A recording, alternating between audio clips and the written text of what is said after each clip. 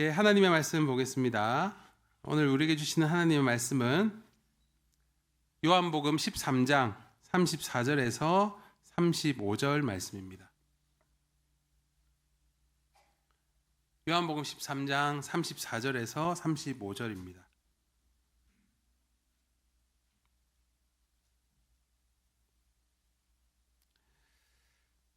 네, 찾으셨으면 우리 함께 읽겠습니다. 이제 나는 너희에게 새 계명을 준다.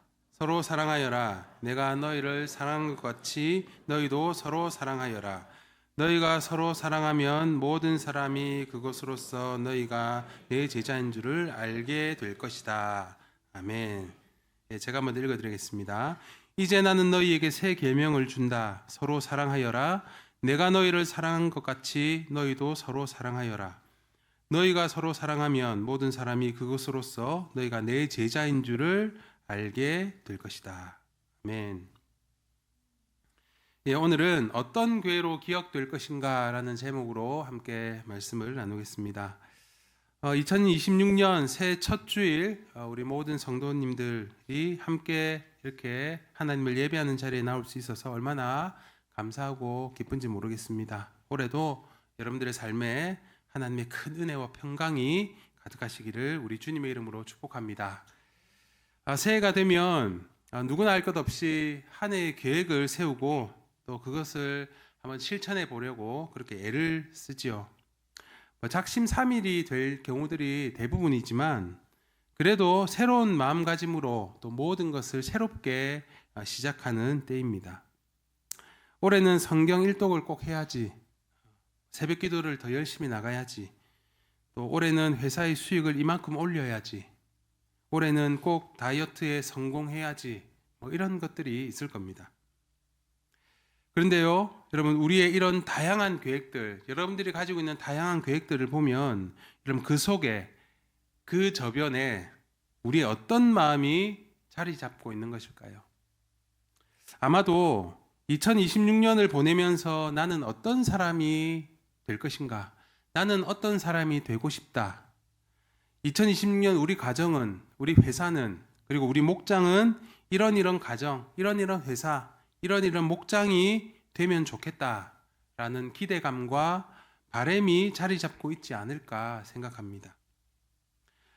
여러분들은 어떤 기대와 바람으로 2026년을 시작하셨습니까? 저도 올해 제 개인적인 기대와 바람이 있습니다. 여러 가지가 있는데요. 그 중에 몇 가지만 좀 말씀을 드리면, 첫 번째는 제가 오랫동안 품고 있는 VIP를 올해 교회에 꼭 한번 초대해 보는 것입니다. 제가 작년에 품고 있던 VIP는 작년에 등록을 해서 교회를 나오고 있습니다. 지금 이 자리에 있습니다. 올해 또 제가 한 명 VIP를 품었습니다. 올해 기도하면서 이분이 올해 꼭 교회 한번 올 수 있도록 제가 최선을 다해 보겠습니다. 여러분들 기도해 주시고 또 함께 마음을 모아 주시면 감사하겠습니다. 두 번째는요, 말할 것도 없이 다이어트입니다. 올해는 이놈의 살을 한번 좀 빼보고 싶습니다. 어떻게 좀 해야 될 것 같습니다. 그리고 특별히 우리 더 향상교회를 향한 기대와 소망도 참 많은 것 같습니다. 여러분들도 그러실 텐데요. 제가 여러분들에게 한번 질문을 좀 드리겠습니다. 여러분들은 여러분들이 속해 있는 이 더 향상교회가 2026년 어떤 교회가 되기를 원하십니까? 여러분들은 우리 교회에 대한 기대와 바람이 있으십니까? 이걸 좀 다르게 좀 질문해 볼까요? 우리 더 향상교회가 어떤 교회로 기억되기를 원하십니까? 시간이 조금만 지나도 사람들은 지난주 설교자가 무슨 설교를 했는지를 잘 모릅니다. 심지어 설교 제목이 뭐였는지도 정확하게 기억하지 못할 때가 있죠. 여러분, 지난 주일 설교 제목 혹시 기억나십니까? 누가 그랬습니까? 특이한 케이스입니다, 굉장히. 네, 쉽지 않은, 기억하니 대단하네요, 진짜. 네. 쉽지 않습니다. 네, 저도 제가 설교하고 제 설교 제목을 까먹을 때가 있는데 대단합니다. 삶 공부를 열심히 듣고도 한 학기가 지나면 내가 무슨 내용을 들었는지 생각이 잘 안 날 때가 있지요. 또 교회에서 사람들을 만나서 나눴던 이야기들이 집에 가면 생각이 나지 않을 때가 있습니다. 근데 여러분, 이런 것들은 잘 생각이 나지 않지만, 기억이 잘 나지 않지만, 그것보다 꽤 기억이 오래 기억에 남는 게 있습니다. 그게 뭐겠습니까, 여러분? 내가 그 교회에 들어갔을 때, 내가 그 교회에 처음 들어왔을 때 느꼈던 첫인상, 그 분위기, 이런 것들은 생각보다 꽤 오래 남습니다. 목사님의 설교는 생각이 나지 않지만 목사님을 만났을 때 그 첫인상은 굉장히 오래 남습니다. 그런 점에서 저는 참 불리한 사람입니다. 네, 제가 첫인상이 별로 좋지 않기 때문에 좀 불리한 면이 있는 것 같습니다. 성도들과 교제하고 함께 성경공부하고 삶공부하면서 경험했던 공동체 안에서의 그 교제의 온도, 이런 것도 꽤 오래 기억에 남는 것 같아요. 우리 교회 처음 오시는 분들의 이야기를 들어보면 교회에 대해서 말씀하시는 게 몇 가지 정해져 있습니다.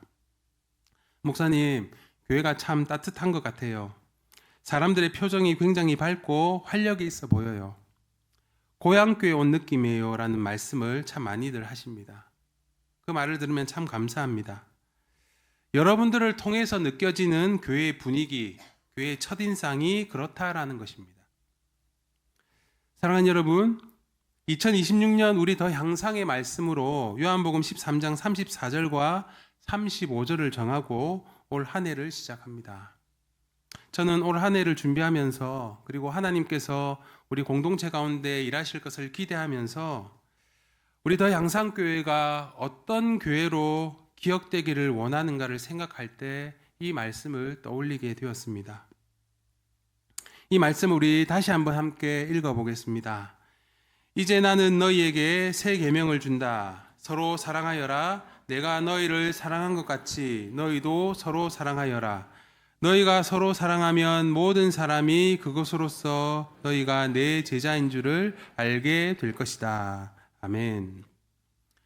오늘 본문에서 예수님은 이 예수님의 제자들, 다시 말해 예수 제자 공동체가 세상에서 무엇으로 구별될지를 아주 분명하게 말씀해 주고 있지요. 너희가 서로 사랑하면 모든 사람이 그것으로써 너희가 내 제자인 줄을 알게 될 것이다. 이렇게 말씀합니다. 예수님께서는 너희가 성경을 많이 알면, 너희가 열심히 봉사하면, 너희가 바른 교리를 지키면 이라고 말씀하지 않으셨습니다. 물론 이것은 우리가 신앙생활을 하는데 너무 중요한 것들이죠. 결코 놓쳐서는 안 되는 것들입니다. 그런데 지금 예수님께서 말씀하시는 것은 예수님의 제자됨에 있어서 가장 분명한 표지가 무엇이냐? 그것이 바로 사랑이다라고 말씀하시는 겁니다.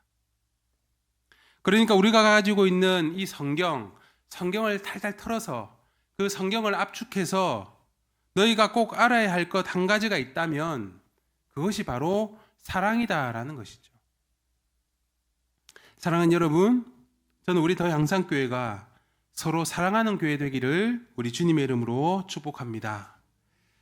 요한복음 13장 34절과 35절은 예수님께서 우리에게 무엇을 더 하자라고 권하기 위해서 말씀하시는 그러한 내용이 아닙니다.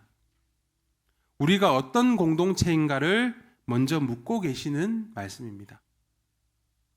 올해 우리가 이 말씀을 더 향상의 말씀으로 정한 이유도 마찬가지입니다. 우리가 이 말씀을 통해서 올해 우리가 무엇을 더 해봅시다, 이런저런 사역들을 더 힘써봅시다 라고 하기 위한 하나의 표로 정한 것이 아니라 우리 더 향상교회가 어떤 공동체인가를 먼저 묻고 그리고 어떤 공동체로 기억되기를 원하는지를 우리가 함께 고민하며 걸어가기 위해서 이 말씀을 정한 것이다 라는 것이죠. 여러분, 예수님은 오늘 말씀을 통해서 교회 이미지를 단 하나로 말씀하셨습니다. 바로 서로 사랑하는 공동체입니다. 너희가 서로 사랑하면 모든 사람이 그것으로서 너희가 내 제자임을 알게 될 것이다. 이것이 바로 제자 공동체이고 교회의 모습이다라는 것이죠. 예수님의 제자됨의 표지는 우리의 능력도 아니고 우리의 열심도 아니고 교회가 얼마나 대단한 전통을 가지고 있고 얼마나 큰 건물을 가지고 있고 얼마나 많은 성도들이 모이는 것도 아닙니다. 내가 얼마나 도덕적인 삶을 잘 살아왔느냐도 아닙니다. 예수님께서는 분명히 말씀하시죠. 너희의 제자됨의 표지는 바로 사랑이다. 서로 사랑하는 공동체가 제자 공동체이다. 이렇게 말씀하고 있습니다. 그렇기 때문에 그리스도인으로 살아가는 저와 여러분들에게 이 사랑이라는 것은 선택의 영역이 될 수 없습니다. 왜냐하면 이 사랑이 예수님의 제자로서의 정체성과 직결되어 있기 때문입니다. 내가 사랑하고 싶으면 또는 내가 사랑할 수 있으면 사랑하고 내가 사랑할 수 없을 것 같으면 차단하고 무시하고 피해버리는 것, 그런 선택사항이 아니다라는 것이죠. 여러분, 사랑은 교회 옵션이 아닙니다. 사랑은 교회 장식품도 아닙니다. 사랑은 교회의 정체성을 나타내는 증거가 되어야 합니다. 35절을 보십시오. 너희가 서로 사랑하면 모든 사람이 그것으로서 너희가 내 제자인 줄을 알게 될 것이다. 여러분, 세상은요, 지금 우리를 보고 있습니다. 교회를 보고 있습니다. 안 보는 것 같은데 우리를 주목하고 있습니다. 우리의 무엇을 보고 있을까요? 그 교회가 얼마나 화려한 건물을 세우는지를 보겠습니까? 그 교회에 얼마나 사람들이 모이는지 그걸 보고 있을까요? 세상이 그런 걸 보는 것 같지만 사실 그런 것을 보는 것이 아닙니다. 세상은 교회가 얼마나 교회다워지고 있는지를 보고 있습니다. 교회가 과연 어떤 곳인지, 교회가 세상에서 어떤 역할을 감당해야 하는지를 보고 있습니다. 그 말이 무슨 말이냐면 세상이 교회를 향해서 기대하고 바라는 무언가가 있다라는 말입니다. 진짜 교회의 모습을 보고 싶다라는 것이죠. 그런 참된 교회, 예수님을 따르는 사람들의 공동체를 보여주는 증거가 무엇이라는 겁니까? 바로 사랑이라는 것입니다. 우리가 서로 사랑할 때 세상은 우리가 그리스도의 제자인 줄을, 우리가 참된 교회인 줄을 알게 된다라는 말입니다.